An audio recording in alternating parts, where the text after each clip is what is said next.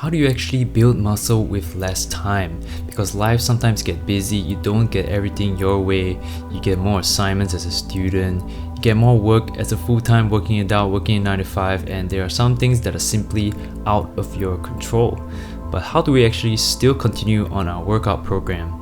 It's actually better to do something short and quick rather than just not exercise at all. So today I'm going to share with you guys how you can actually build muscle with less time by implementing some of these strategies and knowledge that I will be sharing in this video. The thing about building muscle with less time is it's really a fine balance of balancing the trade-offs. What do I actually mean by that? When you actually reduce your workout time, there are a few factors that will be affected. When you actually have shorter rest periods to overall condense the whole workout, this actually increases the amount of cardiovascular demand because you will be resting less, so this is more cardiovascularly demanding. You might feel that you will be more out of breath. This then increases the perceptual fatigue that you have on a given exercise, and it actually might affect you from going to true muscular fatigue, which is actually necessary to stimulate maximal muscle growth. When you also choose less exercises, you are trying to get a fine balance between covering as many areas as possible for complete muscular development and the amount of time that you actually spend during the workout. So in this case, finding the sweet spot is really key. This is really highly dependent on the individual. If the individual is more conditioned, they will be able to handle more short rest times and also more condensed workouts in general. If you're a beginner, this might be very hard to get used to because you're not used to this level of conditioning. We also don't want to compromise too much on the stimulus that we can provide to the muscle to actually elicit muscle growth because of all these cardiovascular demands. So we want to find a sweet medium between the cardiovascular demands that are manageable and also the amount of stimulus that we can provide maximally. How do we actually know if we are building muscle? A good sign of muscle growth is that if you're able to progressively overload over time. What is progressive overload? Progressive overload is when you are able to increase the number of reps that you are doing or increase the weight at a certain intensity and also for the same technique.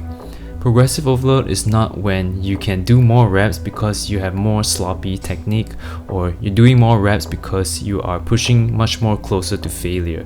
It is when you are pushing to the same amount of reps to failure while actually maintaining the same technique, but you are doing it now for more weight or more reps. The ability to progressive overload is the result of adaptations that have occurred due to the stimulus that we have provided to the muscle through resistance training and pushing close to failure.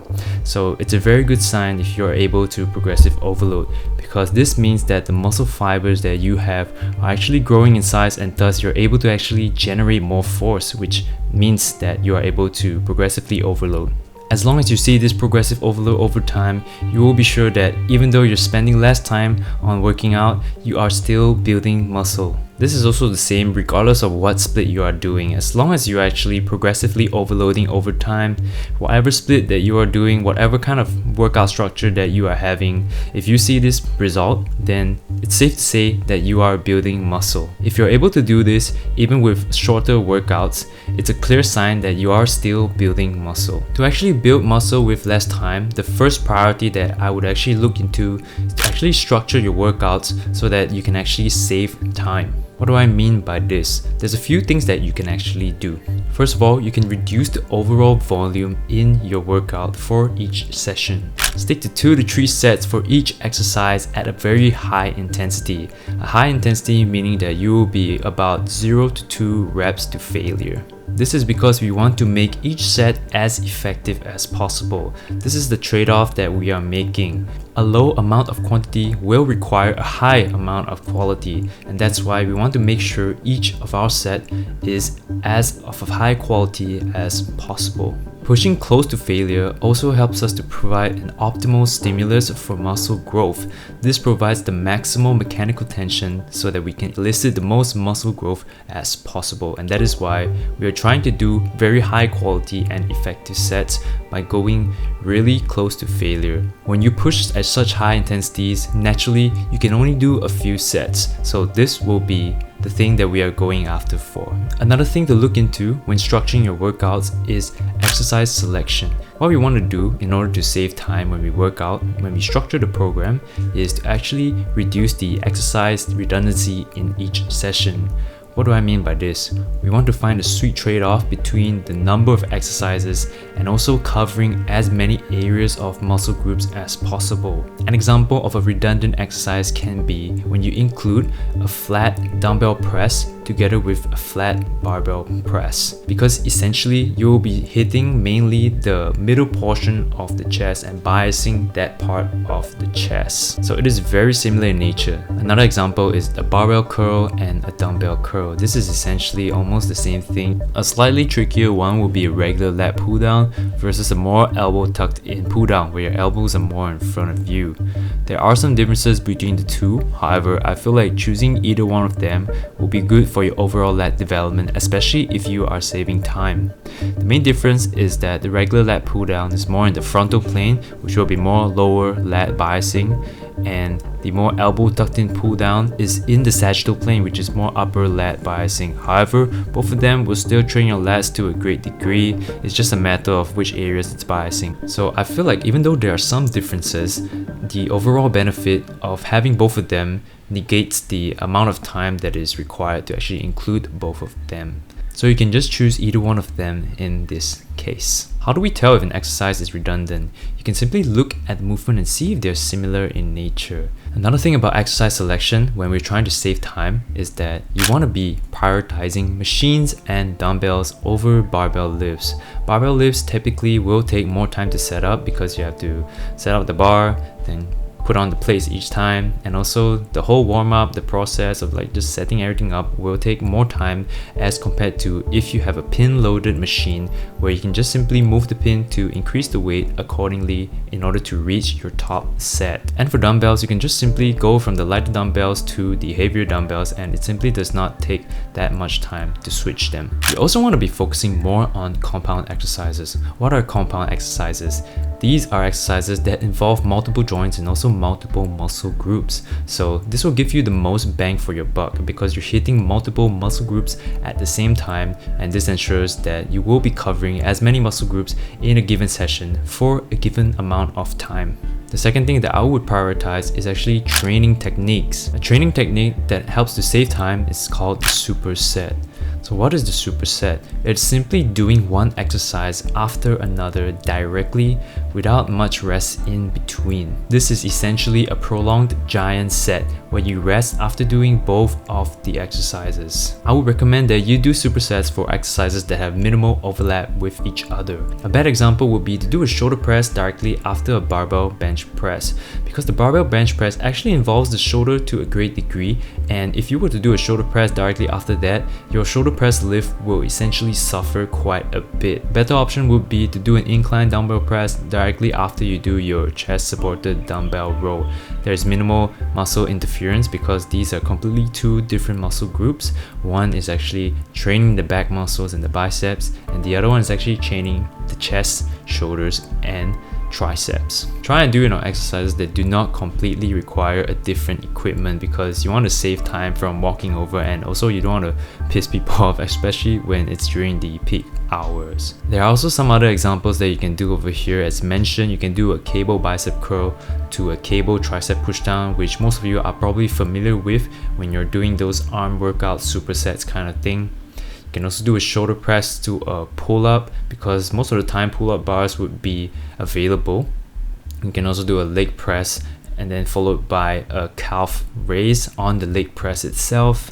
And also you can do a cable tricep pushdown and move into a cable rear delt fly. Here's a sample workout program that you can follow. It's very minimalist and it takes about 30 minutes for each session. However, I only recommend that you do this program when you simply do not have a lot of time, because there are some sacrifices that will be made in order to accommodate for this short duration of the workout. A more effective workout program for additional 30 minutes each session is actually available at the top right hand corner of this video over here. I've made a video on it before. It's my 4-day busy upper lower split program. It takes about an hour. However, it covers way more ground and is a more complete muscular development program that I recommend for most people if you do have an hour to spare. I highly recommend that you check that out and do it if you have more time, like slightly more time. Just try and spend an additional 30 minutes in order to get more gains. So let's just get into this sample workout program. This will be a 3-day full body split. I recommend that you minimally try and work out at least 3 days because this will help you to split your volume across the week in a much easier way as compared to just working out 1 or 2 days where you have to jam-pack many exercises in one day in order to cover all the necessary grounds. That will be more fatiguing, I find. Over here we have some legends. The green bar over here represents a potential superset that you can do together.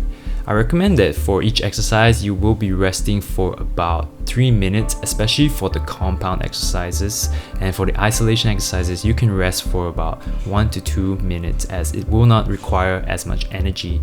The reason why we are choosing to rest for 3 minutes on the compound exercises is because we will be pushing to a high intensity of about 0 to 2 reps to failure as mentioned in the previous point earlier.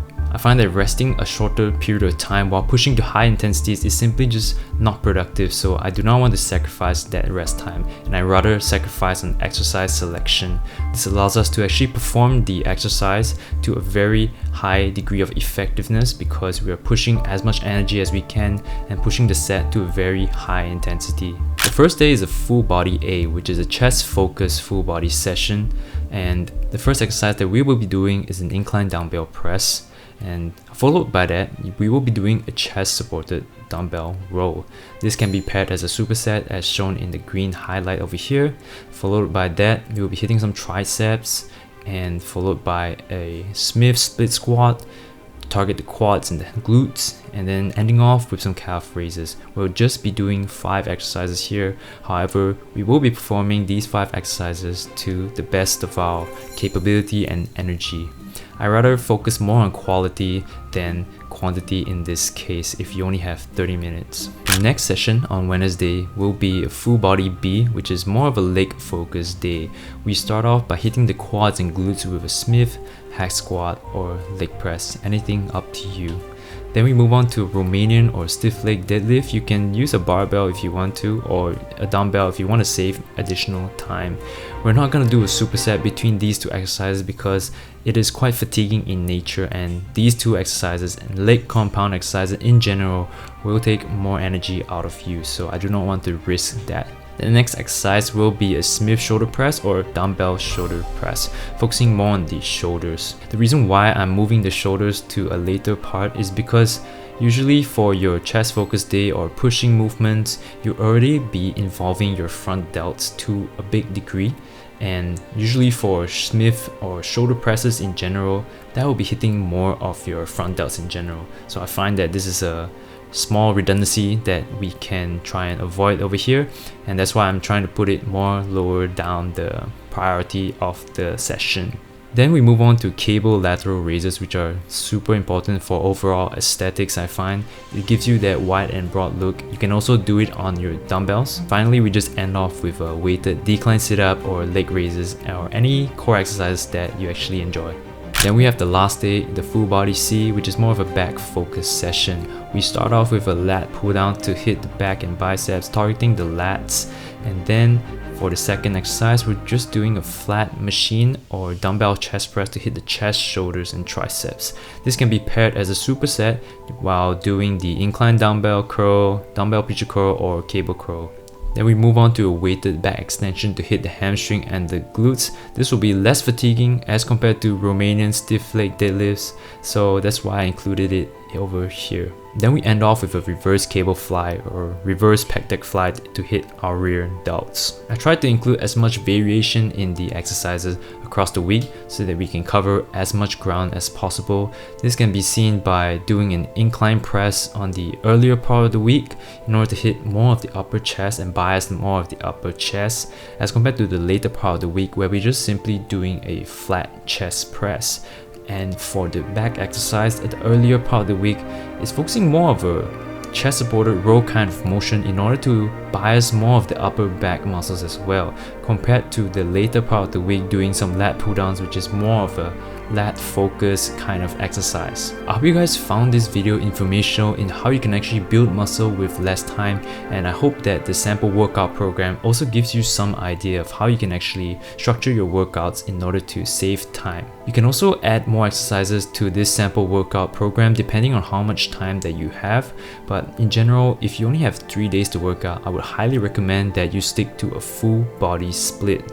A full body split allows you to achieve the 2 times per week frequency of each muscle group, and generally just allows you to distribute your volume across much better without cramping too many things. The 2 times a week frequency is very effective for muscle growth because it allows you to hit the muscle groups quickly again once they are recovered. Typically muscle groups take about 24 to 48 hours to recover, and we want to hit them when they are fresh and good to go again, so that we can actually induce and elicit as much muscle growth as possible during a week. I hope this video has been informational and helpful. If you guys like these kinds of videos, do hit the like button and also subscribe. This will really help me a lot, and I'll continue to provide you guys with more fitness videos and tips so that you guys can level up your fitness game and get more jacked or shredded and anything else.